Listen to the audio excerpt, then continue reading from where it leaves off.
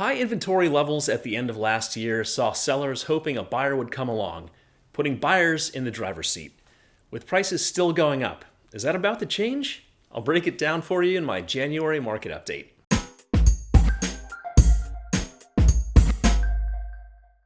Hi friends, I'm Realtor Scott Tompkins, your 360 agent. I live right here in beautiful Olympia, Washington, and here are my key takeaways about the real estate market in Thurston County for January 2026. The number of new listings was up about 25% from 2025. For the second half of last year, we had a really high number of active listings. This gave buyers lots of choices and allowed them to be more selective. For January, our active inventory is about 52% higher than a year ago. Pending sales are up slightly from 2025, and closed sales increased about 7%. The typical home that sold here in December was built in 1986, had just over 3 bedrooms and 2 baths, and featured just under 2,000 finished square feet. 62% had air conditioning, and half were located in an HOA. Our months of inventory came in at 2.2 months of supply, up roughly 43% from the year before. This means that it would take a little over 2 months to sell all the available homes. As always, some areas are hotter than others. For the third month in a row, Lacey had the lowest level of available homes in the county, just under 1 month of supply, an indicator of a competitive market.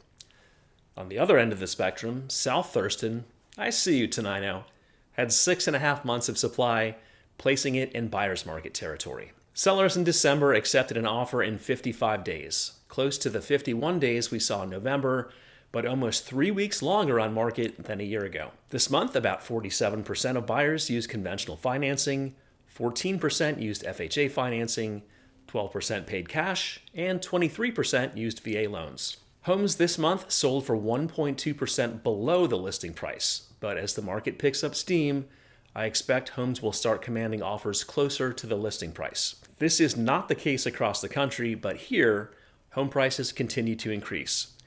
Our median sales price was $535,000, unchanged from last month, but up $19,000 from a year ago, which represents a 3.7% increase.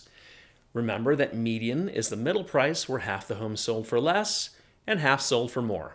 Our average sales price was just over $585,000, a year-over-year increase of about $23,000 or 4.1% from last December. About 2/3 of sellers offered some type of seller concessions, such as assistance with buyers' closing costs. The number of sellers who needed to reduce the price of their home increased to a whopping 51%.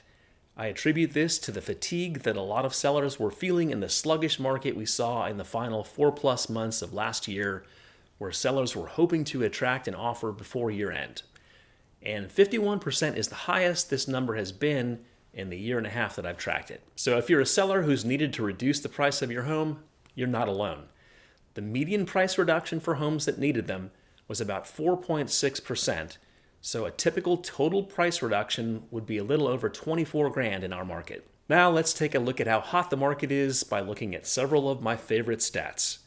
First, multiple offers. In December, 16% of closed homes had multiple offers, down slightly from the 19% we saw in November. Next, we had 22% of buyers waiving inspections.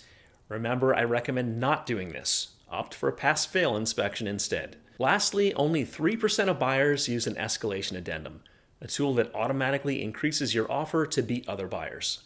This has been 5% or less since July, so not a lot of buyers are using them. Before I take us home, please take a second to like and subscribe and hit that bell so that you'll know when I release future videos. So is this a good time to buy or sell a home in the South Puget Sound? Here's my take. Buyers, our market tends to move in an arc with less activity early and late in the year and a more robust market around the summer. The end of 2025 had lots of homes on the market, lots of price reductions, lots of sellers helping with buyer closing costs, and sellers on average accepting offers below the listing price.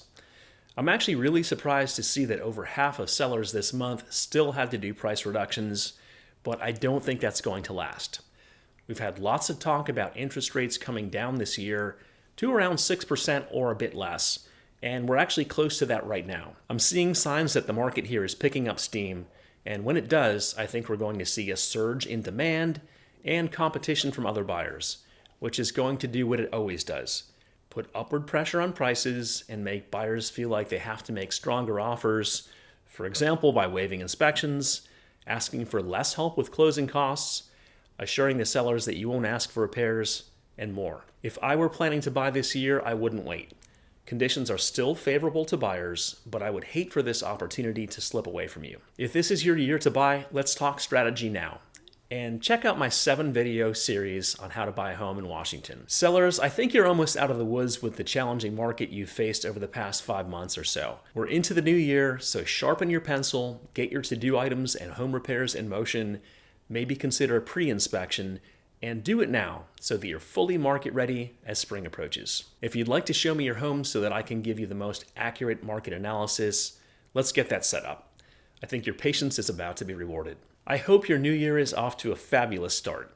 Thanks for taking the time to watch, and happy house hunting.